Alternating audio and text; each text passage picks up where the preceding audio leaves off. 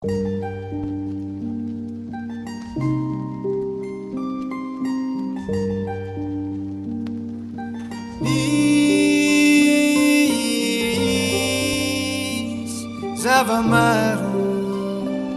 ary nisy aina mifangaro olona ihany mitady hazava Miandrandra mamy tsara fiafaràna. Yo, samaritaka misapatitaka tsy haitsony ambony sy ambadika misafiritaka misaritaka ambony ambany efa mitady tsofo tsiritsony ny fony tsy mety tony mifangaro an'lonilony sy ny fitiavana tsy amatarana havana sy tapaka mity vazana fatratra tsy mahatompitsiraka fa ohatrany firaka na tsisy maniraka de teo hoany amorontsiraka na reritreritra satria efa miferotraina tanteraka tsy mahatsiaro reraka tsy haitsony tofoka tanteraka tsy mahita iatsopazana amty fiainana mazana matsiaro tena fa efa razana de tsy teo tazana ny tava tsisy fanantenana fa rava. Yo,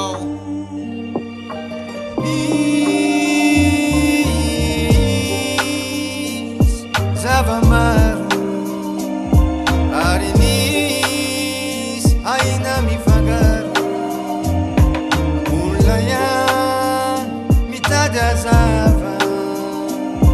Miandrandra mamy tsara fiafaràna.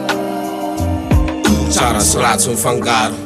hitondrako zay voalaza anaty fezateny maromaro olo mariny aneo tany ampiandohana ny faniova zay nesako amerenana ny marina amle zovo ho anao tsy mitsahatra mamony ny hafa mifirena amy lala marina fa ny anjara tsy ho voafafa kabary zato arivo tarogna fa raika ny marina zay manao ny tsara misy mikiapa fa miarina zay mitana ny famarinana anaty fanginana fa mitafiera farakofa ny fahamasinana misotra ny lala mahitsy sarosarotra ihany ka mahatonga azy tsisy afa-tsy olombitsy fa ny fiainana kitsapaka mifangaro ny mety afa-po sy ny mety anapaka ka tsara ihany raha itsy dia ny manomboka ny di so hanenenana ka anoriny ianao vo ikodi fa nenina tsy point sara ivalosana andramiany ny ratsy sy ny tsara mpifanakalozana hitondra fahalalana mba hatsapana tsy fantatro ny tsara raha tsy ny ratsy aloha ialana.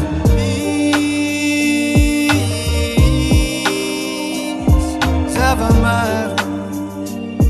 ary nisy aina mifangaro olona ihany mitady hazava Miandrandra mamy tsara fiafaràna.